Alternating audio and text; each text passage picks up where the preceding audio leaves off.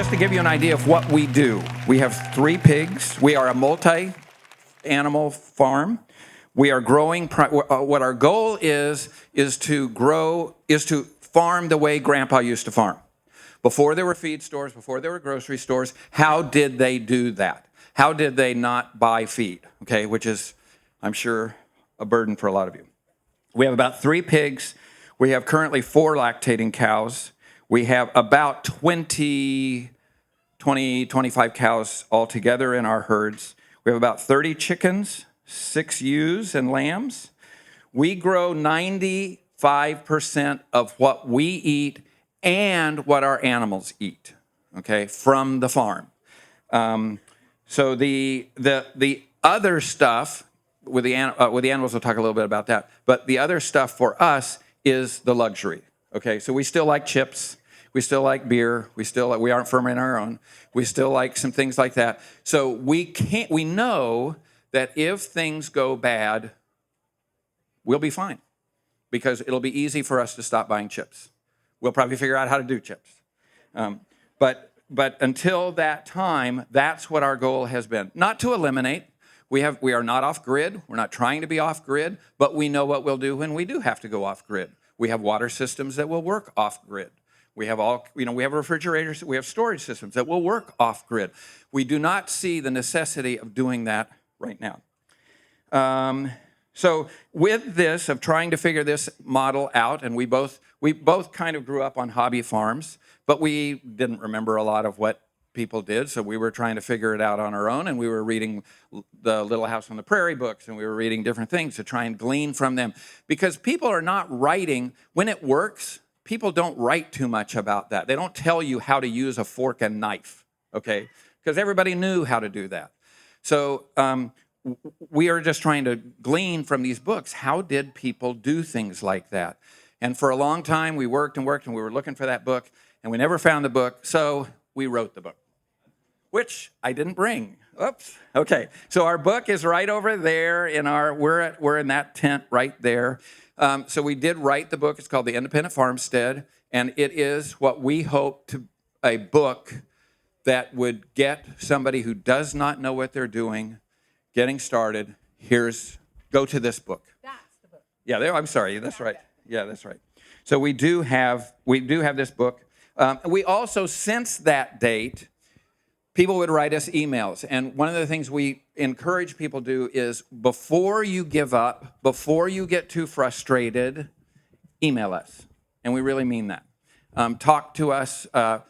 We want you to succeed. Our goal is that there are a million little tiny farms all over this country. It would transform our country.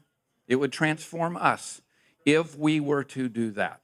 And that's our challenge to you, is to be one of those million little farms, because you can do it.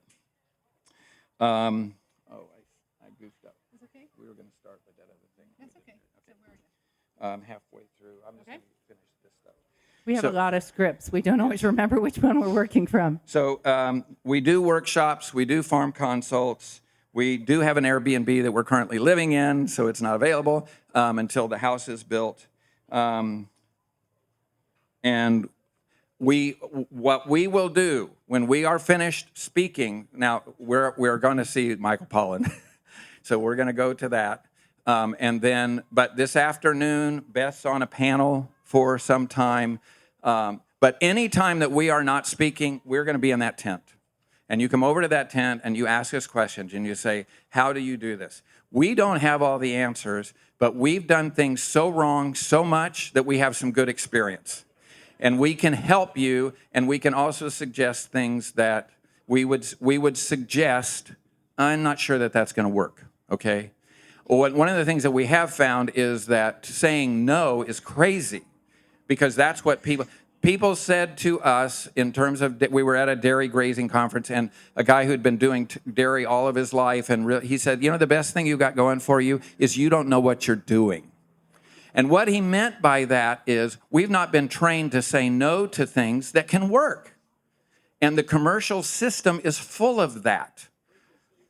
Absolutely. Preconceived ideas about how it can and can't be done. And we didn't know that, so we just, as I say, farm with reckless abandon.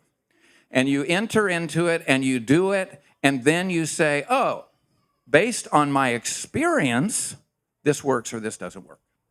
So we're here at a Homesteaders Conference. You guys are our brothers and sisters. We're here to talk about how do we go back to the point where human beings interacted with the world, grew their food, made their homes, worked together as family, became people of a place, and it all worked, and there was no such thing as Purina. Hadn't been invented yet. What we want to talk about is ecosystemic farming. What do we mean by that? Can I jump in? Yeah, go ahead. So what if somebody told you that God created a system, a pattern that works, and if you follow this pattern, you won't have to buy feed in. You will be able to use your farm to grow all of your food. And what if somebody told you that? And you'd say, are you kidding me? Is it really, can it really be true and that's what we're going to tell you, that it's really true, that God did not put us in a garden and then laugh at our inabilities and say it's not possible. He put us in a garden and he had given us a pattern, and Adam and Eve knew that pattern. And then when we got thrown out of the garden, I think we lost a lot of that. But when God said, go to a land flowing with milk and honey, those were the hints. And nature is full of hints that are going to tell us how we can do this, and you can do this. So it works, right? We know it works because here we all are, and our ancestors managed to stay in a place, keep it fertile, and produce their food and raise their families. And what's missing is we weren't there to have that knowledge handed on to us, because over the past few hundred years, industrialization has replaced family, has replaced handwork, has replaced natural systems. So what we set out to figure out without knowing it 40 years ago, and what we're here to share today, is how do we farm like an ecosystem? By that we mean the vacant lot you drive by every day you go to work, or that empty field that you pass when you're driving into town, right? Any place where there's a community of living things and they all maintain themselves pretty decently without any help from anybody. The sun shines, the rain falls, and every year that vacant lot looks the same, or every year that field looks more or less the same. That's an ecosystem. It's managing to feed itself, reproduce, and deal with its own waste, and capture the rainfall that it needs to keep going without any help from anybody. And that's what we want our farms to be, only we want to help, because what's wrong with the vacant lot and what's wrong with that abandoned field? It isn't producing a whole lot of people food. So when we move somewhere and we want to settle down there and become the people of that place and stay and eat, we want the place to produce people food. And this weekend and this talk are about how do we do that without losing the ability that that vacant lot has, or that empty field has, that abandoned field, to do it on just the sunlight and rainfall that are falling there. So, little review. An ecosystem is a place that captures and stores sunlight and converts it into energy in forms that all the living things there can use without any help. It creates and retains soil and keeps it fertile. What are the two things we need from our place? It needs to produce food for us now, and it needs to produce food for us in the future. In the vacant lot, in the empty field, there are 10,000 goods and services being produced by those living things that all the time, every day, 365 days a year, that make that work. When we set up our homesteads, we have an opportunity. We can say, I'm going to make it work for me. I'm going to keep those goods and services, and I'm going to make them work for me. Or we can go get a bulldozer and change it, right? And at that point, we become responsible for all those goods and services. I don't have any of the marks, unfortunately. Because it didn't come over. Oh, I don't need that. Okay. So, a homesteader with great plans and too little wisdom can, in this way, the bulldozer way, eliminate all his native goods and services. And we strongly encourage you not to do that. Not just the sunlight capture and rainfall retention, but the billions of tiny, unnoticed, but essential interactions that make health and stability possible. These are the ones that make natural ecosystems self-sustaining. Leaving the homesteader responsible for providing the homestead with a whole host of things we don't understand and many of which we are not aware of but can't do without. That means we have to buy in feed. That means we have to bring in minerals. That means we have to set up water systems. We have to do all this stuff because we have wiped out that. So one of the things that we say when we go to a farm consult is do not bulldoze, but nudge. Try a little bit of something in a direction, see how it does, and then before you go on to the next step. And we did have somebody that we were doing a farm consult, and he said, should I bulldoze first or before you get here or afterwards? And we just said, stop. Don't go there. So intact ecosystems are balanced. They're dynamic solar energy capture and storage communities. When we ignore the existing ecosystem in a place and make major shifts without enough information, we lose all possibility of what that ecosystem is going to be able to give to us. So what we're going to talk about is a pattern of ecosystem farming and how to build one so that your whole food system, animal soil, and it is animals, it is humans, it's also your soil. If your soil is not improving, you're on a downhill slide.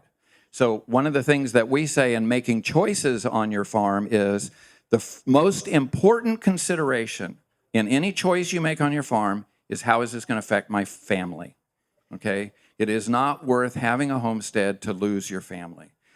Your family must come first. Your family must be the most important thing. However, the second most important consideration is the soil. Is this improving the soil or is this not improving the soil? Your children, and we're going to talk a little bit about this in our next talk at 9 a.m. tomorrow. It's about how to keep the family in the family farm. Your children are going to be much more objective in some ways than you are. I was looking back at some pictures of our farm when my kids were small, and looking at it, there was these goats there, and there was just bare soil, and I was thinking, oh gosh, that's really ugly. And my children, I think, probably knew that, but it was our farm, so I loved it, and it was okay. But if you're finding that you have bare soil spots, and it's increasing, and you've got erosion, you've got a farm management problem, and you must address those problems. But again, this God's pattern will take care of an awful lot of that.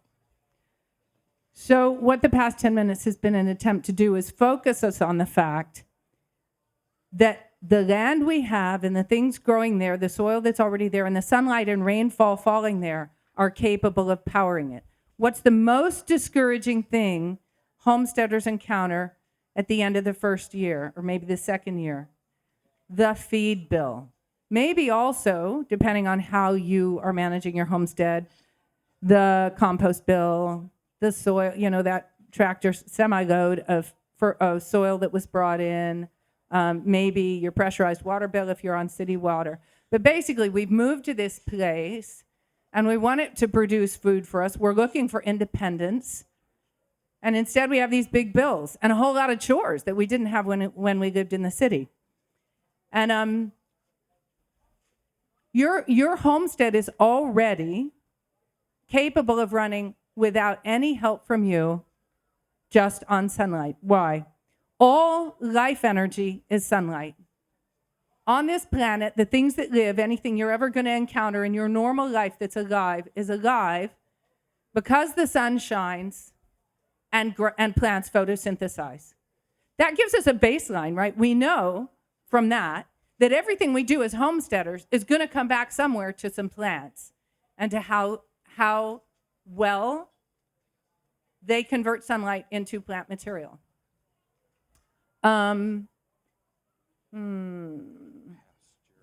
do you want me to go? Straight to pasture? Yeah, talk about the grass, 40% Okay. of land mass. Every ecosystem needs to do two things. It needs to collect sunlight and feed everything there, and it needs to lay down fertility so it can keep doing that in the future. Humans who want to eat and go on eating have to assist this process. And because most unassisted ecosystems don't make people food, they have to adjust what the ecosystem is producing so that the people get fed too. So where's our biggest source of sunlight capture? We know we have to capture sunlight. And we know that there's a lot of work involved in planting plants and getting them to grow. When we look at our homesteads, what's our biggest source of sunlight capture that's already there? It's grass. Trees capture a lot of sunlight too, but for reasons that we won't go into in this talk, trees are seldom the basis for a human food system. Trees lay down sunlight as energy for the long haul. We know that because we put logs on the fire and they burn and get the energy back that way. Or they make fruit in the fall, but it's not available year-round. Grass is where your solar energy capture is happening all the time. So whether you came to this homestead thinking you were going to garden or keep chickens, or whether you had in mind that you were going to keep grazing animals, the first thing to realize is that the energy source for your piece of land is happening right now, and it's happening in the form of grass. Grass covers 40% of the landmass of the planet. When it's grazed properly, it produces and protects fertile, healthy soil. By doing that, so well-grazed grass actually puts fertility into the soil and it makes soil. And if it stays there, it also holds water in the soil and allows the water to absorb the rainfall it needs to keep going. And the thing to remember about grass is that it's all edible by something, right? There's something that eats whatever your place is growing. Whether it looks like briars and weeds, or it looks like an ocean of goldenrod, or it looks like pretty grass, there's something out there that can eat that. This is a picture of riverweed. I don't know if you guys know it, or Japanese knotweed. It's one of the invasives that's come in. It's like kudzu kind of thing in our area. We bought some extra land, and it was absolutely covered in that, 10-foot tall, everywhere. It looked like a jungle, and we thought, what are we going to do with it? We turned the sheep loose on it. It's fabulous. It's now a new forage crop for us. So that's what we want you to think of your ground covers as being. They are your crop. It's already growing. It's self-selected to be there. It's demonstrated that it can stay there whether you take care of it or not, right? It is extremely biodiverse, which means that you've got forage plants out there for cold season, hot season, wet season, dry season, long summer, short summer. You've got plants for every possible situation and for every possible dietary need for the animals you might bring on. You're collecting sunlight really beautifully, and the problem is you can't eat it. Because guess what? 80 to 90% of it is cellulose, and that's burnable, and it can be broken down by bacteria in the soil, but human beings and most animals can't digest it. So sometimes we have to talk people into being interested in grazing animals. She has buttons, that's what and I've just hit the right button, and then she just goes. You know, we actually started talking at about 7:30 over there at that booth. So I've already, launched out on a lot of paths, and he's got to sort of point me at the right one right now. So sometimes when we started talking on farming 15 years ago, we had serious sales resistance in the audience to grazing animals, especially to the dairy milk cow, right? We don't feel like we have that anymore. But often when we come to a homestead, in fact, this is most often, people think, well, the first thing I'm going to do on this homestead is I'm going to put in a garden and maybe get some chickens. So this particular little segment is about gardens and sunlight capture. So this is an imaginary, is it up there? Yep. This is your imaginary 2-acre homestead. We're going to put in 1/10 of an acre garden. That's about 30 by 40 of my paces. It's easier to measure things in paces on a farm than it is in feet. About 30 by 40 of my paces, and that is a very big family garden. So we're ambitious homesteaders. We got our 2-acre homestead, and we put in a 1/10 acre garden. And so we are capturing approximately 1/20th of our sunlight and turning it into people food, right? There's our 1/20th only. Now here's where I wish I had better graphics, but this took me 15 minutes to figure out how to do this on a computer. So I can't help you with the graphics. You have to imagine the next part. Are we really capturing a 20th of our sunlight? Well, in fact, we only garden for about half the year, maybe a little more. So maybe that's 1/40th of the sunlight falling on our land that we're capturing and turning into people food, right? We're down to a 40th. Only, of course, not only is that garden only there half the year, but it's got a lot of paths or it's got a lot of mulch. There's a bunch of sunlight we're not capturing. Maybe we're capturing 100th of our sunlight and turning it into people food. Only wait, like when I grow tomatoes, I don't eat the vines, right? Only the fruit. So I'm capturing way less than 100th of my sunlight and turning it into people food here.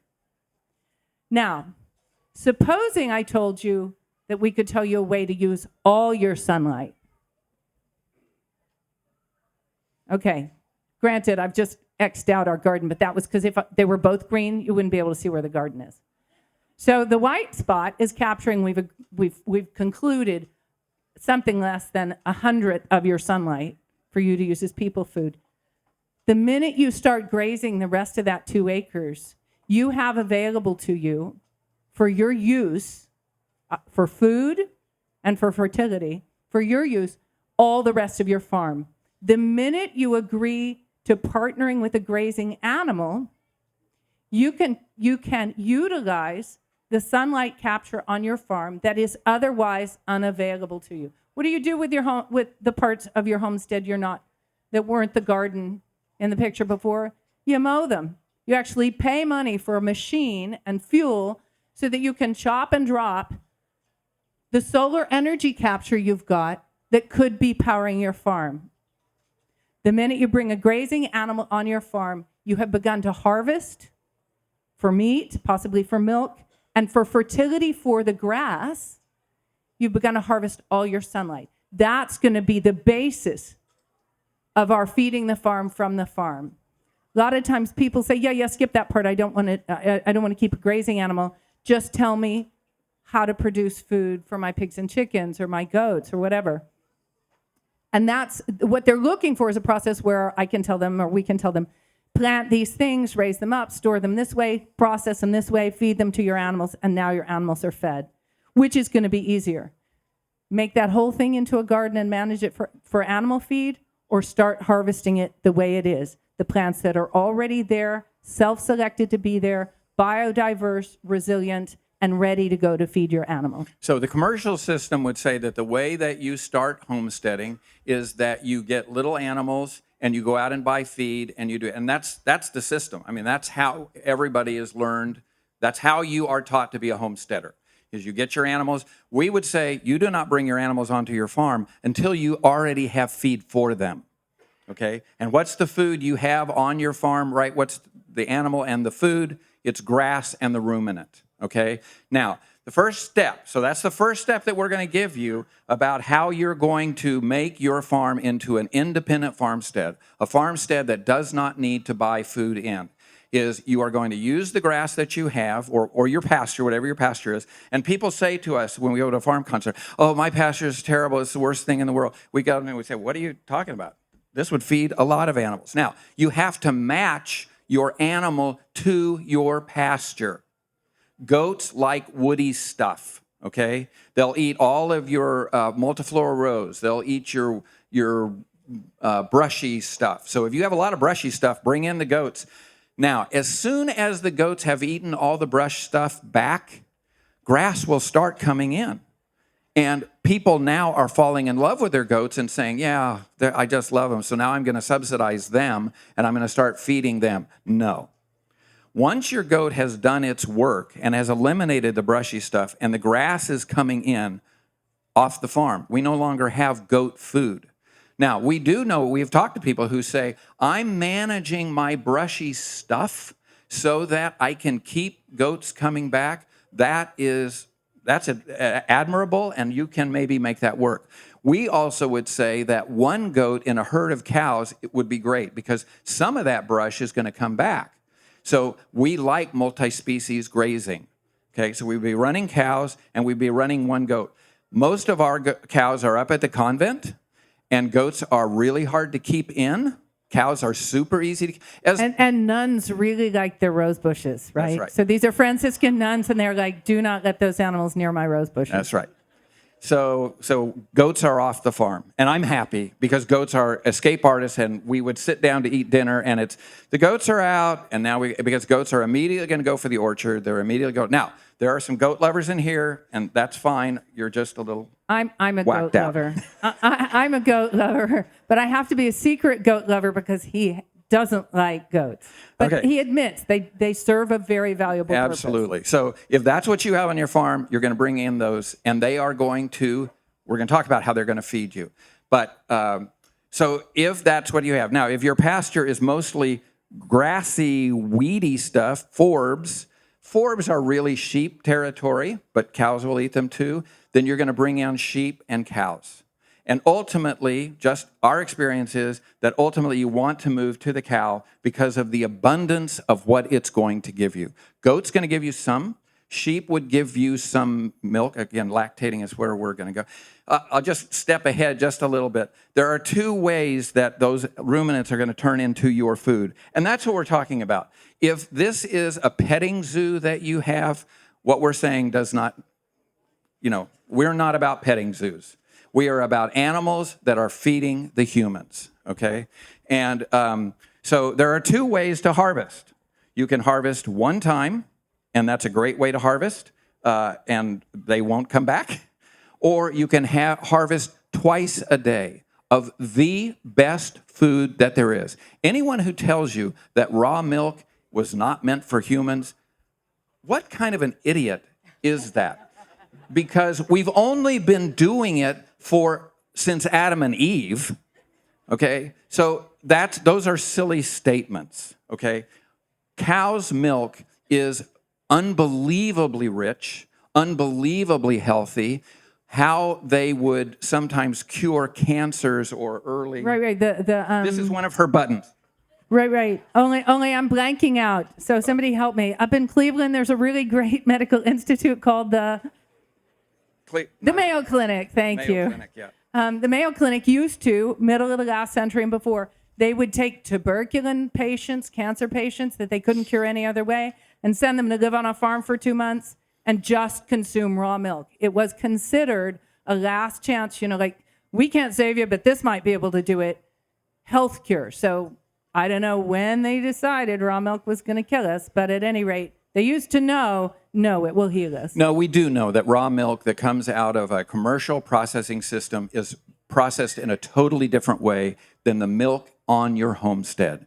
It is hand milk. We strongly encourage people to hand milk into a bucket and then consume that. But that is what makes raw milk on the homestead more than safe. It makes it the healthiest food there. And what we like to talk about, yesterday's sunshine is your milk in the bucket. So it's this beautiful system. Again, God made this to work. Believe that. That's one of the things that I think is really important, is that we believe that we have a God that loves us and that gave us a pattern that we can follow if we want to. It is not a convenient pattern. It is not a pattern that Walmart is going to be able to give you, but it is a pattern that you can have on your farm. Now, if we are bringing these animals on and putting them on grass, we must not use, again, conventional grazing. I have the grazing. Right. Yeah, just to make sure you're on that. So it's about, we are not conventionally grazing because we are also trying to feed our soil. Conventional grazing is I put up a perimeter fence and I just turn the animals loose. And what you will watch them do is they will eat their favorite food over and over and over again, and eventually your pasture is going to turn into a lot of the woody stuff that they don't want.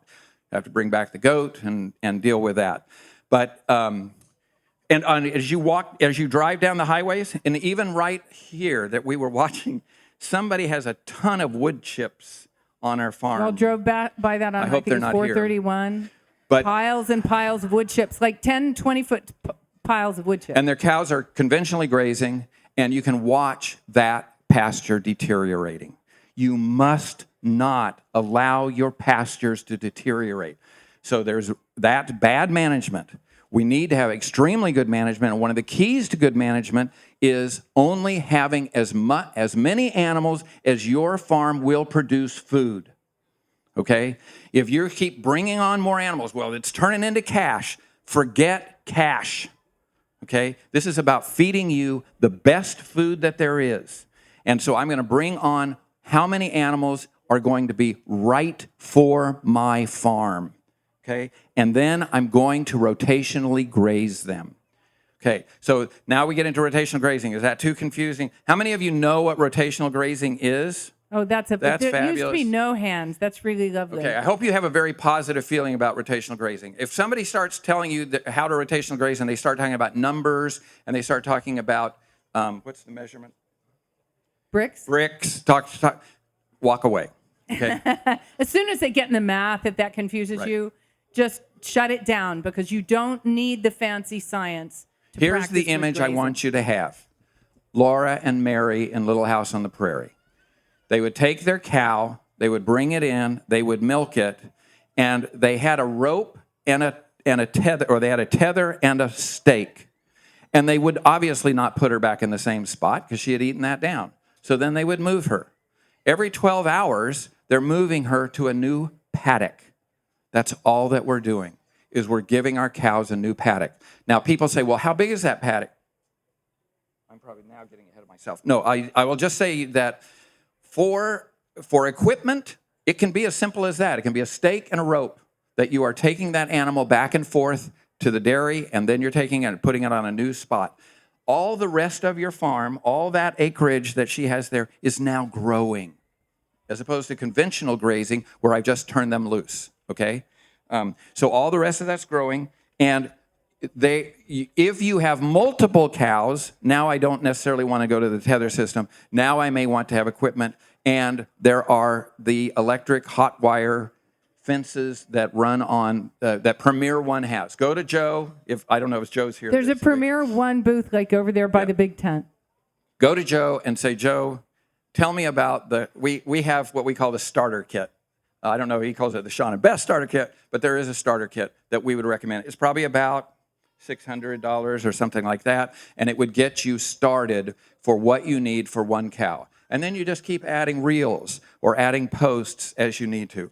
Not overly expensive. And the great thing about cows is one strand of that hot wire, cows want to stay in. As Beth says, the only thing easier about a goat is that you can pick her up. Cows are super easy, especially if you have a dairy cow. Dairy cows are pussycats. If you have a dairy cow that's not a pussycat, you don't have a dairy cow. So our goal is to be homesteaders, to raise our food and our animals' food on this land and tell Purina that they can fall off the face of the earth. We know that we're going to have to do that by harvesting sunlight. We know our land is already doing that, but in forms we can't eat. And we know that if we partner with a ruminant, she can turn that grass, that forage, into forms we can eat. So what's left in our big goal? We're feeding ourselves in the moment, and we're feeding our animals, or at least so far just the ruminants, but we will go on to the other animals. But we're being fed. What do we have to make sure is being fed as well? We have to look to the future. We have to say, yeah, that's working this year. I've got my animal out there grazing. But how about next year? How about the year after? My neighbor has to replant his pastures every 5 years, and he sprays them with nitrogen fertilizer every fall, right? Where's the fertility going to come from on our farm? Well, God made a pattern, and his pattern has kept the world ticking over abundantly since creation, and it still works. That pattern on grasslands is called managed grazing or migrational, or there are a lot of different terms for this. If you see rotational grazing, management intensive rotational grazing, mob grazing, strip grazing, those are all different terms, meaning that I put animals on grass, let them eat it for a short period of time, short duration, visible impact, and then take them off and give the land a long rest and recovery so that the grass can regrow. Now, as it happens, not only does that grow really good grass and more grass every year, it also grows soil. It works like this. When a grass plant, and we're using the term grass actually for grass, weeds, clover, vetch, anything that's non-woody and is a ground cover and something eats it, we're going to call that grass. When grass grows, it grows, if this is the soil surface, the plant parts above the soil surface are mirrored by a massive root mass below, right? So proportionate to whatever is growing above, there's a root mass below. Imagine that nothing comes along and whacks off that grass plant. Your mower doesn't come, nothing grazes it, it just sits there. Well, what happens is the new growth points for new blades of grass or new tendrils of clover, whatever, are down there at the bottom, more or less at ground level, and the plant mass above those growth points is catching all the sunlight. It's not reaching our growth points. So over time, that grass plant will actually smother itself. It needs to be pruned in some way. This grass in your lawn stays short and green because you come by with your mower and you prune it. But in nature, animals graze it. And what happens when animals graze the top, they whack off that top part. Remember, we said the top part of the plant is proportionate to the root mass. When you cut off the top part, we have a lot less upper mass on that plant. It's going to shed a lot of roots. They're going to just die back. That plant material below the surface of the soil is going to get eaten by worms, bugs, microbes, and fungi, and it's going to get turned into fertility, plus leaving holes in the soil, which will let water percolate down, so you're going to capture more rainfall. Going to let air down, because plant roots do need air as well as water. And it's going to provide holes in the soil so that the next group of roots can grow down further, and you get longer root mass, more root mass, so that over time, our grazing is not only providing to feed us and our ruminants, or feed our ruminants who feed us with milk and meat, but it's also going to be feeding the soil. What we just drew at some length is a picture of an ecosystemic farm, a farm that can run on its own rainfall and sunlight and not need any outside inputs. It's feeding, right now it's only feeding the ruminants, but we'll go on and look at how it's going to be the basis for your homestead, feeding everything that you want to keep there. So the very exciting thing is that we have a perpetual motion machine, okay? So if we do this pattern correctly, if we bring the animals on and we're rotating them through, you're going to find that your pastures improve every year. And in 3 years, you will not recognize your pastures. Does that mean I need to go out and plant clover, or I need to plant? No, absolutely not. You're going to let the native grasses of your area come in. When they have all these concoctions of cocktails of seeds and stuff like that, it's not free, okay? They're selling you this. And what are their goals? Their goals are to put pounds on those cows as fast as possible. That's not our goal. Our goal is to raise the healthiest cows that there are, and the natural grasses that are come in are the ones that are resistant to the things where you are, that are ready for the water, the amount of water that you get. So there's a 50-year seed bank in your pasture right now. Let those, under right management, those grasses will come in. And if you start seeding it with other things, you're inhibiting your native grasses from coming in. What was this prairie all full of? It was 16 feet topsoil, wonderful pasture plants. We have ruined that, okay? It probably will never come back. But what we've been able to do on our sister's pasture is we have inches now of... So when we came to the convent, which was about, we began grazing about 14 years ago, I did soil tests back then. I don't do soil tests now because my experience and my reading have given me the conviction that we do soil tests because we think we're supposed to come in and spread chemicals to fix whatever we think the soil is deficient in. And my experience has been that doesn't work very well necessarily, and that nature will do that. If you bring natural processes, that is, you restore the natural grazing patterns on a piece of land, then the minerals will correct themselves. The pH will correct itself, and I don't need to bring that in. So I don't do soil tests now, but I did them a long time ago. And when I went to dig up soil for these soil tests, I found that we had on this hilltop pasture at the Sisters about 1/2 inch of organic matter. It was very easy to see. There was about that much brown stuff, and then it was yellow clay subsoil because, as it happened, long ago somebody raised hogs on that hilltop. They just turned them loose. Hogs are not grazing animals. Even though you'll hear about hogs that graze, and some will graze some of the time, that is not their nature.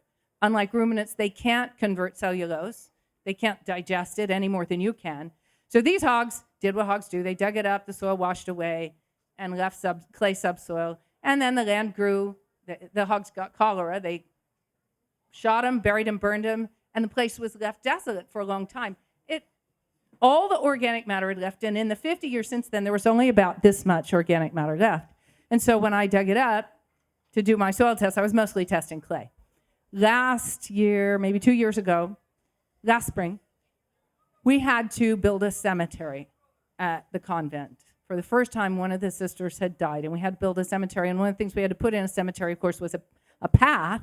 And so we took a box blade to take up the soil, and there was this much soft topsoil where 12 years previously we'd had that 1/2 inch of organic matter. Now this much, and we weren't down to the subsoil yet. That soil was created by our grazing practices. Okay, so a few thoughts just on this. How much land do I have to have? It's way overrated to have 160 acres. That's what I grew, or my grandfather had. He had he came into Oklahoma on the land run, and he got 160 acres. 160 acres is more than most families can handle. You are trying to have just as much land as you can actually manage. 10 acres, 15 acres, 20 acres are great sizes for farms, okay? A lot of us don't want to commit completely to the farm, to that. There are people who can make their living off the farm. It is a rare person. Farms don't do money well. They do food great. They do stuff great like that. And we're just going to interject here. Lots of people can have a good enterprise on a farm that makes money. We're talking about specifically your sunlight and rainfall producing energy for your farm. It'll produce your farm. But how many ecosystems do you know? How many vacant lots do you know that produce a whole lot of something that can be exported for cash? That's what we're talking about when we say farms in general don't produce, or ecosystems in general don't produce a lot of surplus. Right now, we are just talking to people who want to live on a piece of land and use that energy to feed them and the whole farm. So you don't need a tremendous amount of land, and owning land is way overrated. You can certainly find it or lease it. Second thing, paddocks. How big is a paddock that a cow is in? Like the Laura and Mary gives you some sense. How big was that rope that she had? 10, 20 feet, something like that. And we would say that a cow, a dairy cow that's lactating, if it's a single one, could be in a space about the size of your bedroom. Okay. If you have a really small bedroom, think your living room, maybe. Okay. But you do not need a huge amount. And then how many of those little spaces that size, how many paddocks are in an acre? Okay, so when I set up a paddock on let's remember. She's my grass guru. This is a degraded hilltop farm in northern Appalachia. It has only been in good management for a short period of time. So this is not a perfect pasture. But when I set up a paddock for a mid-sized lactating cow, so I've got a Jersey Dexter cross, she's producing 2 to 5 gallons of milk a day, and I want to put her out on grass for 24 hours. How big's that paddock? Typically, I can give a cow of that description 10 steps by 10 steps. That's about 25 by 25 feet. There are 70 paddocks that size in 1 acre of land. That's 70 days worth of grass. That doesn't mean that's exactly how we would encourage you to graze it, but it does tell you that if you have an acre, a month, 2.5 months worth of grass is in an acre. For one cow. Now, how long does it take? Like, how many do I need? Well, I'm going to come back to that paddock to graze it only after it's fully recovered. Think about how fast your lawn recovers from mowing. Now, that's not exact. That's not an exact comparison to pasture. You want pasture to get, you mow your lawn after it's, when it's 5-6 inches tall, and you're going to let your pasture get taller. But in the summertime, often you're mowing once a week, right? Once every 2 weeks. And your return to grazing a paddock is going to happen in like a 15-day to 45-day cycle typically. So if you have a 70-day acre, you have plenty of grass for a mid-size lactating Jersey Dexter cross.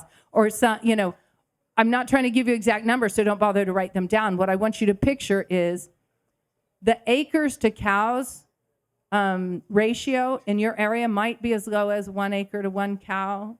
Maybe if you have a long growing season, maybe 2 acres to 1 cow, and you don't have to feed hay in the winter. Okay, so the first step we have done is we're going to utilize our grass. We're going to bring the ruminant onto our grass, and hopefully you're milking it, okay? Because that's the next big step. So I'm going to milk this animal, and I'm going to use this milk because it is going to feed everything on the farm. People say, everything on the farm? Absolutely everything on the farm. Definitely humans. We have sour cream. We have butter. Unlimited sour cream. That's why I have this, okay? Sour cream, butter, ice cream, kefir. People used to say to us, I don't need a dairy cow. I don't drink milk. Milk isn't white stuff in a jug to pour on your cereal. Milk is your sunlight turned into proteins, fats, and sugars of the most digestible, most nutritious kind, already probiotic.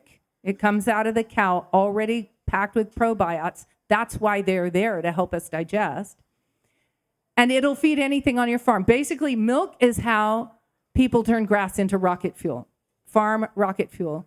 And that's why when our ancestors of, say, 150 years ago were moving out across the prairie, they could do it. They took some cornmeal and some bacon, but what did they have tied to the back of the wagon? A cow. Because her food was already there.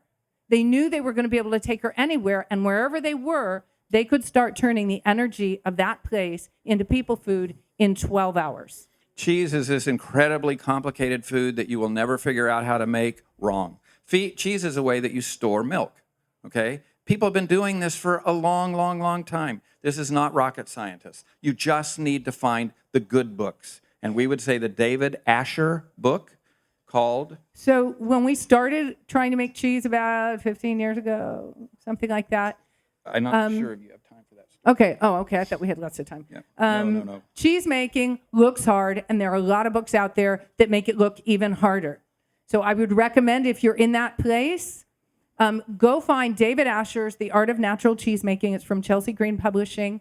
It's a very beautiful book. Don't worry so much about the recipes. Just read it, because he will make you comfortable in the knowledge that cheese wants to happen. It's a natural progression of having raw milk in the house, and you will be able to make delicious, storable cheese, that is milk solids, with no extra equipment, very little in the way of special ingredients at all. You can do this. Okay, so milk does not just feed humans, but it's also going to feed the other animals.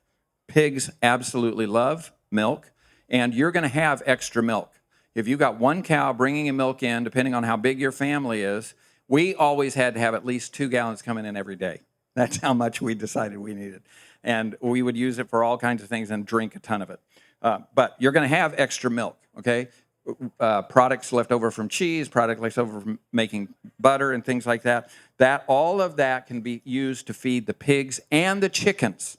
Chickens also love milk. This isn't weird. These were actually traditional animal feed crops. And the reason that you don't see them written down is that the farm books that are out there, and you can access farm books going back to 1600 at the Cornell University online library. You can read them on your computer. They were written not by people who are saying, here's how granddad farmed, but here's the new idea I came up with. So how granddad farmed never got written down.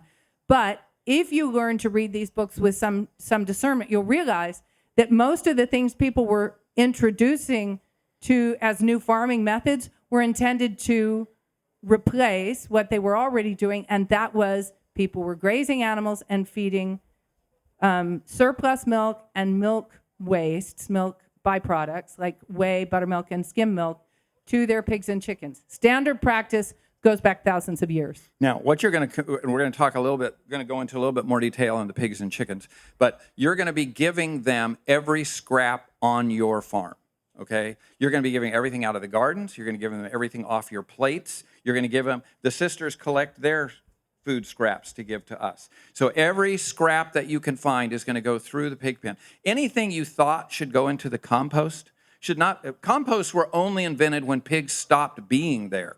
Okay, because nothing will begin that breakdown cycle of turning it into a really wonderful thing, like going through the guts of a pig. So everything goes through the pig pen first, then it goes into another container, which is a compost kind of container.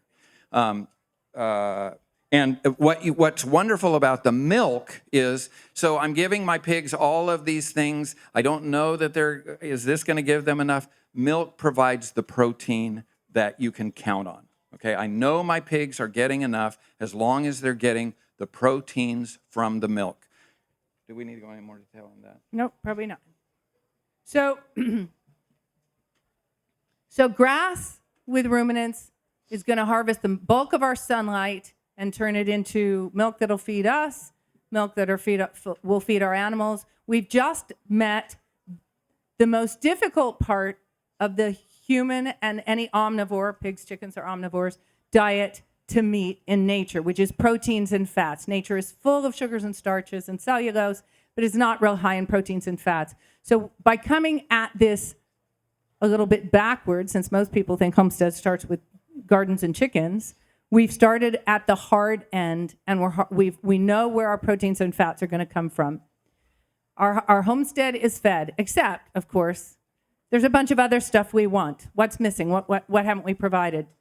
All the foods that are starches, sugars, fiber, vitamins, minerals. We're growing grass and we can't eat that. So the next step in our ecosystemic homestead, our sunlight and rainfall powered homestead, is going to be a garden. We garden for fresh seasonal vegetables, right? We want tomatoes and green beans in the summertime. We garden for our staples because most of us have, unless you're on a keto diet or a carnivore diet, starches figure fairly largely somewhere in your diet. That's your energy food. And then we also garden for food to store in the winter because most of us live in a temperate zone where we do have winters and stuff doesn't grow as much. So that's the third reason for gardening. The other thing that we have to figure out we're going to feed on this homestead are the things that can't eat grass. And typically that's going to be... And these are still, what's important is these are things that are feeding us as well. It's always back to what the humans are going to eat. So when we start talking about pigs and chickens, we're talking about they're going to feed us, but we've got to figure out how to feed them without costing us again. So why did people decide to partner with pigs and chickens on their homesteads? Why don't we keep, I don't know, why don't we raise, squirrels and something, I don't know. Pigs and chickens, why are they on the farm? Well, they're not on the farm because people were very smart and figured out that if they kill this animal, they get bacon, right? First of all, we started partnering with pigs because pigs are omnivores like us. They eat plant and animal matters. They eat what we eat, but they eat the parts and the conditions we won't eat. Vines, peels, seeds, cores, overripe, underripe, funny shaped, funny colored, a bug bit it. Pigs will eat all those parts that we won't eat. When you set out to grow all your own food, you don't say to yourself, well, I need 500 pounds of potatoes, so I'm going to plant seed potato. Say I plant 100 pounds and I get a 5-to-1 ratio, which is a moderate potato crop. I'm only going to plant enough to produce that 500. No, we always plant for surplus. Think about how many tomato plants you put in this year. Were you really thinking you were going to eat all those tomatoes? No, you just plant a lot. And that is how we think. We think, okay, I'm going to plant some extra. Pigs got into the human food system because they eat what we eat, but they're not as picky. And so they take all of the surplus that is a natural part of our food production, and they'll eat it and turn it into bacon, which we want. And in fact, pigs are specially suited to this. They have very elastic appetites. So if I put food on the table in front of you, you'd eat until you were done, until you felt full, and you'd quit. A pig does not do that. She's like, oh, there's more? I'll take it. And she eats it. And she can turn on, not willfully, but when she gets a lot to eat, she's going to grow very fast. And when she doesn't get much to eat, she'll maintain.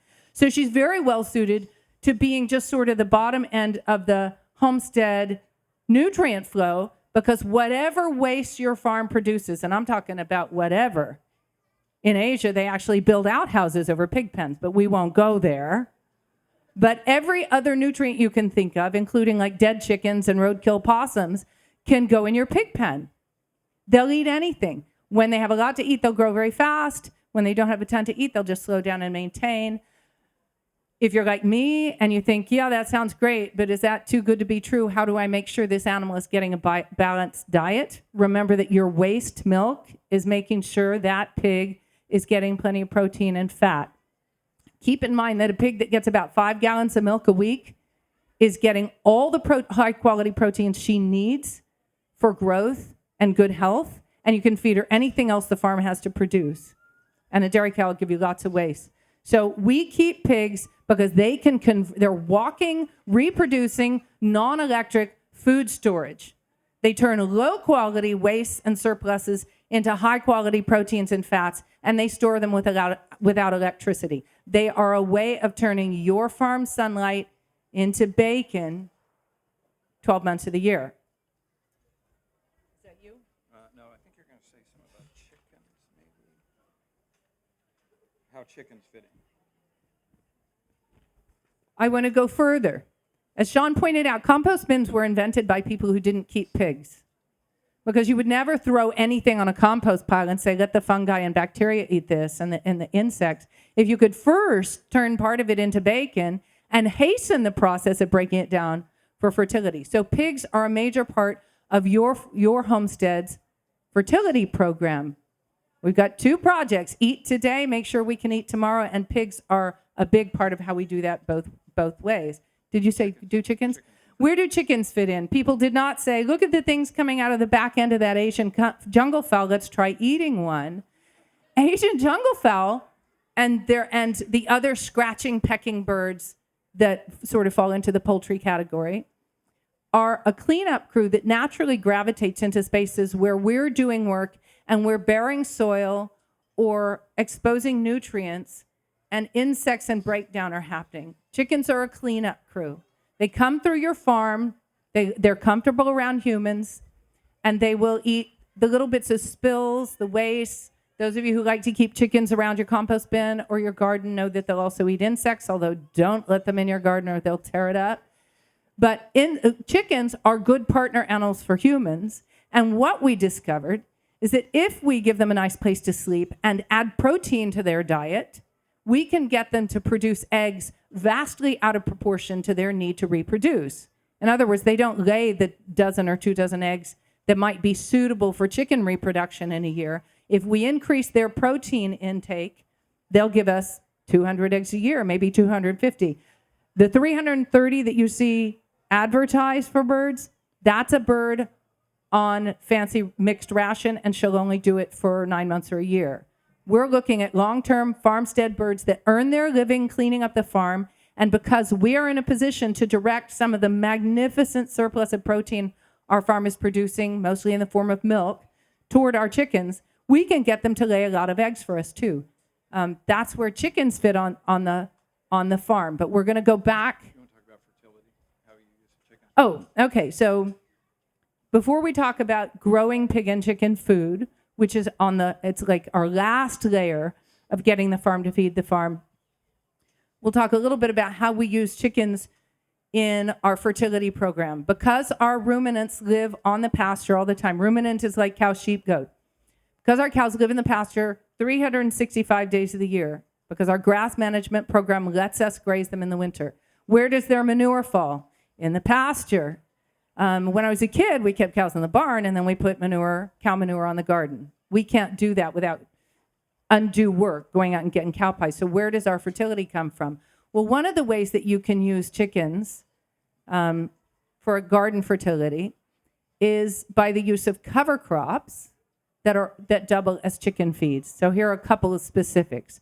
We will plant a bed. I keep roughly half again as many beds as I need to grow people food or grow crops on, I keep an extra half that many in cover crops at all times. That means like I need 6 beds to grow our crops on. I keep 9 beds open, and I plant the spare ones to cover crops. Say I plant buckwheat. As soon as that buckwheat starts to set seed, buckwheat produces a ton of biomass, grows really big. It has one problem as a cover crop, which is it drops a lot. If you let it ripen, it'll drop a lot of seed, and you'll get another crop, right? Like you'll go in and cut it down or till it in, and then the buckwheat will come back, and you'll think, darn, I was going to plant something else there. So we'll plant buckwheat as a cover crop. As soon as it starts to set seed, we'll take chickens in tractors. Y'all get chicken tractors because this is 2024 and everybody's heard of chicken tractors now. We'll take chickens in tractors across that garden. 1/10 of an acre is about 30 days worth of a 10x6 John Suskovich chicken tractor. So we'll tractor chickens across that buckwheat. They'll knock it down, eat it, stomp it, manure it. It will shade the soil, be combined with the soil, catch the manure so that it doesn't volatilize, and any spare seed from the buckwheat will sift down through that grown in place cover crop that's now a mulch crop because the chickens knocked it down. And the next rainfall, it's going to sprout. So yes, I will get a second crop of buckwheat. Second crop of buckwheat gets big. I tractor chickens over it again. It sprouts, it grows again. Third crop of buckwheat, I tractor the chickens over it, but frost comes before it can set seed. So I don't have, the next year, I'm not going to have a buckwheat problem in that garden. I will not have buckwheat as a weed problem.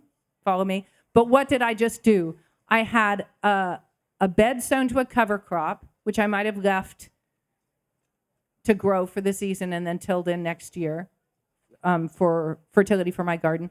I actually got 3 crops of buckwheat with 3 passes of chicken manure, focused chicken manure. I got eggs from my chickens, probably meat if I had to harvest an old hen out of that group. I had a grown-in-place mulch, so I didn't have to worry about erosion. The grown-in-place mulch was also shading the ground, so it never went dormant in the summer, so it continued to produce for me all summer long. The next year, it's as though 3 years went by from the last crop I planted there. Say it had been, in all likelihood, it would have been, in our rotation, corn, sorghum, or sunflowers. It's as though 3 years went by and I put the fertility of 3 crops and 3 passes of chickens back into that soil so that it will produce garden crops for me the next year. The other thing that we're finding is that somehow chickens with buckwheat, the tilth of the soil is really changing. So there's something about the mix of the two that really works. Okay, so what we want to do now is go into the specifics. Here's what we feed ourselves and our animals. First of all, let's talk about the ruminants. The ruminants are on grass only ever. They are not given any grain. They don't get grain when they come in to feed. They never get grain. They are only on grass. If I find that I don't have the forage for them, then they go off the farm, okay? I'm counting on the grass to do that. So if goats end up eating all the goat feed, then they go off the farm. That's because we have a lot of cows, right? What if we only had 1 dairy cow and you ran out of grass for her? What would you do with her? I don't know what. You feed her hay. Oh, yeah, feed her hay. Yeah. So if you didn't have, we always tell people. No, I was going to talk about hay. Okay, all right. Okay, so now people say, what do you do during the winter? Okay, one of the things that we do is that we set aside, okay, this is getting a little bit complicated, but hang with me. We set aside half the farm starting in July or August, and we use that as what we call stockpiled forage. So half the farm, we're going to set aside starting in July and August, and we're not going to bring cows back onto that until January or February. The other half the farm, we've been using the whole farm. Now we're only going to use half the farm. So from about July and August till about December, I'm just running the cows on the other half. Then in January, I flipped them over to this. This started growing in July and August, hopefully got a lot of rain in September, and now is about this high, and it's frozen hay. Not frozen necessarily, but it depends on the weather. But it's hay that's been sitting out there, and it is really good. Now, most people would have taken that and done hay. And we did hay for a while. It was the most nerve-wracking. Our equipment was always breaking down. It was really, I did not like it. It rains a lot in Ohio. We grew up in Texas where you make hay in 3 days. up there, you got to have all kinds of equipment. And then you still are going to be like wrapping your bales because it's so hard to get dry in weather. This year, our winter was so mild, we never used any hay at all. Okay? Now, we always are going to have hay as a backup because the cows, they don't have any trouble getting through snow, but they don't like going through ice on top of snow. And then we baby them a little bit. And we throw out some baled hay in rotation. We're still rotating them through that, but we're bale grazing them, okay? And what we're finding is that the pastures stay really good. They don't get beat down. A lot of people will put them on a sacrifice paddock at some point. And if you ever run out of grass, do not open all your gates. Okay, you must not Meaning do that. don't graze the whole farm. Right. You just have to hold them in an area and give them hay. So you want hay to be there, to be available to them, but cows do not ever need grain, right? Despite what people are going to tell you. Okay, so our ruminants are taken care of, and we have an upfront cost of buying a cow or whatever we're going to get, but no cost after that. Maybe some hay that we have to bring in, some minerals that we want to provide, salt that we may want to provide for them, but they're on grass, and that grass is God's free gift to us. What are the humans eating? Well, we like to have 2 gallons of milk coming in a day, which means that we have to have 1 or 2 cows lactating virtually all the time.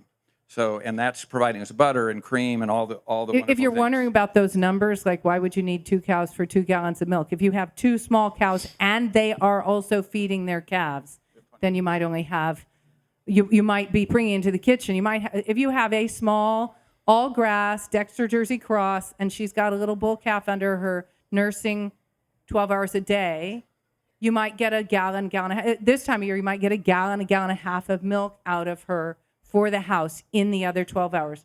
Is that clear? Like we have a calf that nurses half the time, the people get the milk from the other half. Okay, so this is a family of 4. That's what we are now. We were a family of 10 at one time. We're down to a family of 4. We feel like we have to have at least a steer and a pig every year. Okay, so that's what I'm going to raise. Now, what if I want to raise 10 pigs and then sell 7 of them off? Is your farm providing that? Well, no. Well, then I'm going to have to buy in feed. But the feed is offset by the amount of money that I pay for. It's becoming too complicated for me. I just want to raise my food. And one of the things that we find is people who start down that journey, in a few years, they're saying, this is too much, okay? People are not as great. I only want to raise the best food in the world for my family. If I have some surplus, some of that can go off. I ultimately have enough children around me and enough neighbors around me that they're using up the surplus. I don't need to sell any off. And the amount of money that people are willing to pay, they say, well, Walmart's cheaper. Fine, then you go to Walmart. But I am not going to play that game. So that's our perspective, is that it's very hard to do. Okay, staples. What do we have to have in the way of staples? We need 2,000 pounds of potatoes because we eat potatoes. We're very Irish. We eat potatoes 3 times a day, virtually every day. We love potatoes. It can be done so many different ways, it doesn't get old. But 2,000, now, how much do you have to have for 2,000 pounds of potatoes? 2 1/10 acre plots will give us 2,000 pounds of potatoes. No, each 10th acre gives us about 2,000 pounds. Okay, each 10th will give us 2,000 pounds. Okay, so we need a ton of potatoes. There's a squash that we have over here called tromboncino.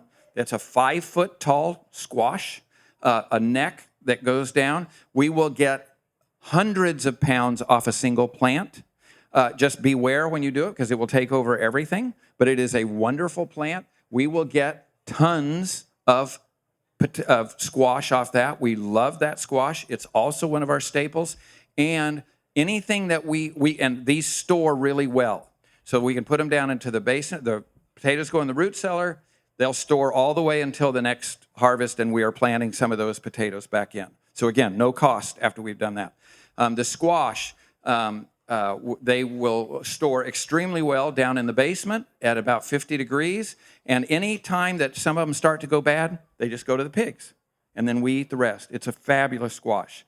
Corn, beans, all the things that we like coming from the garden, we'll eat those all summer long fresh. Then we store what we want to use And we're thinking about that. How many how many jars of green beans do we need? And then we're putting that up. Anything that's left over, any surplus that's left over, I mean, we're sharing with neighbors, but it's going to the pigs. We get, one of the things so we have summer salads all summer long. One of the things that's really helped us is we use the Elliott Coleman and his high tunnels, and now we are having salads all winter long. They are in those high tunnels. They grow very well, and we've also learned to use weeds. So just as a note, like our winter high tunnel is just, we started with low tunnels, just bent PVC with plastic over it. Now we have a very simple like metal pipe hoop house. This is not it's about $250 worth of materials that we built. So these are just simple season extension plastic covers for growing under. And we can grow a couple 100 pounds of carrots, all our winter's greens, couple of notes on growing winter greens. You want to grow things that are naturally cold resistant. The colder your climate, the more that needs to be true. So down here, like your lettuce crops will probably grow for you all winter. For us, it's got to be more cold resistant. So we're looking at spinach, the bok choys, what's the one that starts with A? Arugula, which grows really well in the cold. And then there's a great crop called, it's got different names, corn salad, miner's lettuce. It's called Claytonia. That's its proper name. And that stuff will grow all winter long. In fact, you plant it once, and every winter, it'll come back. So we planted Claytonia in our high tunnel years ago. And as long as we cover that spot with plastic the next winter, we will have a huge Claytonia crop. So we have a volunteer winter greens crop all the time in the high tunnel. We also use foraged goods. Our daughter Anna is particularly good at forage. She can find mushrooms. She can find all kinds of things like that. So we bring those in. Grains. Grains are very hard to do on the homestead. What we do for grain, we minimize the amount of bread that we eat, okay? But the grains wheat is one of the things, and we try and find a farmer that will grow the grain the way that we want them. That's hard to do, that they're not using glyphosate or something like that. So finding grain, you can do grain, and people used to do grain by hand. It's just more complicated than we really want to do. A couple of things about the garden. Grow what you're going to eat and eat what you're going to grow, okay? Don't waste it. Don't leave it out in the garden. Bring that stuff in and grow what you're going to eat. There's no sense in growing foods that you're not going to eat. Also, grow what grows for your area. Don't try and grow oranges in Texas. Well, maybe Texas. I don't know. You can grow oranges in Texas. Okay. Don't try and grow oranges in Ohio. Okay, so just make sure that you're growing what matches those things. So that's what we're eating. We eat an incredible abundance. We eat a wide variety of things, but we also eat seasonally. We eat what's available at those times. So we are not outside of... if I want to eat unseasonally, I would have to go to the grocery store.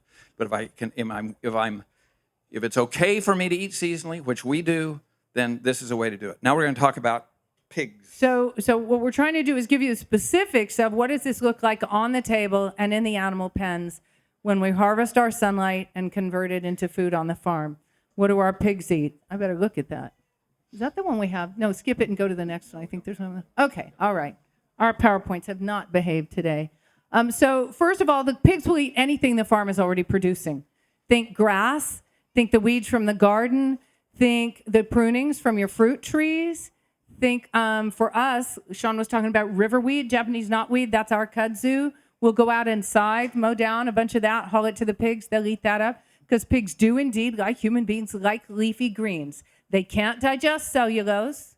Just like us, it's just fiber in their gut, but it's good for them, and they can eat a lot of leafy greens. Also think about all the things in your garden that are green that you don't eat. Remember we were talking at the beginning about how gardens don't really capture, a 10th acre garden on a 2-acre farm isn't really a 20th of your energy, because some of that energy is going into the plant parts you don't eat. Guess what? Pigs will eat almost all of that. So tomato vines, corn stalks, right? Those are all going through the garden too. spoilage, straw, old mulch, prunings, tops. Milk products. Once 3 days after you buy your dairy cow, and I hope you're all going to go home and buy a dairy cow and start converting your volunteer crop into proteins and fats right away. But day 3, you buy a dairy cow. What do you need? A pig, because there is no room in the refrigerator for that, 2, 3, 4, 5 gallons that are coming in the back door. And what you're going to do is skim. You're going to do exactly what our ancestors did. Set the milk for the cream to rise, skim the cream off for making butter, and the skim milk and the buttermilk will largely go to feed your pigs. You can grow a big fat pig on skim milk, buttermilk, and whey. So I'm going to interrupt just a minute. This is tromboncino. It really will have a neck that's 5 feet tall. This is a smaller one. Grows really abundantly. The bugs don't seem to bother it, so it's fabulous. This is the mangoldwurzel. This is a plant that we grow. It's an underground plant that we grow as a fodder beet. It's really good pig feed when we run out of the normal pig feeds. So during the winter, we will feed them this. Again, this is a small one. I'm going to point out, too, that these were harvested last fall and have been stored in our basement or root cellar all winter long, and they are still sound. What do we want when we want our farm to feed itself? Among other things, we don't want to have to pay a huge electrical bill to refrigerate or freeze the things we grew to feed our animals. These are things that will store passively on your farm. Other pig foods. Are you going to skip to chickens or go back to pigs? Other pig foods. Anything that comes out of your kitchen, anything that comes from your food production system, like we are putting up green beans, you're putting up tomatoes. Remember that virtually any nutrient can go through your pigs. We feed everything to pigs except pigs. So when we butcher, chicken offal, cow offal, that goes to the pig pen. But when we butcher pigs, we don't feed pigs back to pigs. We feed those guts to the chickens. And what happens when we run out of pig feed? The pigs go to the butcher. Okay? Now, that's when it means you need to know how to butcher. Okay? What happened with the coronavirus was just insane, all kinds of things. But one of the things was if you wanted to get a date with the butcher, you were like 3 years out. You didn't even have your animal by the time you were trying to get your date. You need to know how to butcher. Our sons are doing the timber framing and the butchering, the sheep shearing and stuff like that. Those big, handsome guys are ours. We're very proud of our kids. But butchering is a skill that is not overly complicated, is certainly something that you can learn to do. Now to chickens. So last of our non-grass eating animals is chickens. What do the chickens eat on our farm? We grow, if you come by our booth later, we can provide you with seeds for some of these plants. We do grow some plants primarily for animal feed, although they are also people food. People who really grow their own food don't waste their energy growing food for animals. They grow people food, and then they keep animals that can eat our perishable surpluses. When there are too many watermelons, you feed them to the pigs and turn them into bacon. So what do our chickens eat? Well, we grow sorghum, sunflowers, and some wheat to feed to our chickens. That's a big part of their winter feed is sorghum and sunflowers that we grow. We are willing to subsidize our chickens. Again, they're doing a fertility project for us, so we will bring in outside wheat to feed them. We will ferment it, but we are working, our daughter's working very hard at trying to get us off the wheat ration so that we are not feeding them any of that. And sorghum, sunflower, what are the other things she's growing? Sorghum, sunflower, corn. And then they eat Jerusalem artichokes, root crops like Jerusalem artichokes, mangels, and turnips. Those are great pig and chicken food. They're easy to grow. They produce abundantly. They have very few pests. So they are super easy to grow. You get a lot. They store passively. And you don't have to process them. Just toss them into the pig pen or the chicken pen, and they'll do the rest. Our chickens eat greens. In the wintertime, some of our gardens have a cover crop of turnips. And we tractor chickens across there, and the chickens harvest the greens as they go. They obviously, the ones that free range and the ones in tractors have access to insects, bugs, worms, and they eat that. They eat raw milk products. Remember that chickens are there as a cleanup crew. We can also use them as a tillage crew to till in a cover crop. But if we offer them protein, we can also get them to make eggs for us. Real reason for chickens, They are our cleanup crew. Secondary reason, if we give them protein, they'll make eggs for us. So that's whey, buttermilk, skim milk, buttermilk, whey, like cheese trimmings, cheese rinds, because if you make natural cheeses, often you trim them first. Those the molds on a cheese rind won't hurt you, but you don't always like the way they taste, and that goes to the chickens as well. And then meat scraps. When we butcher anything that isn't a chicken, we can use those scraps, which were produced from our farm's sunlight, from our farm's energy. We use those scraps to up the protein in the chicken's diet so that we get more eggs. Okay, we're going to wrap up. We're not going to take questions right now, only because everybody needs to go over and see this conversation between Joel and Michael Pollan, which I think will be unbelievable. But we will be at that booth right there. We'll be there right after this talk. We'll be going And over please there. come by with any specific questions, because That's right. your land can feed you and your animals without help from Purina. Thank you so much.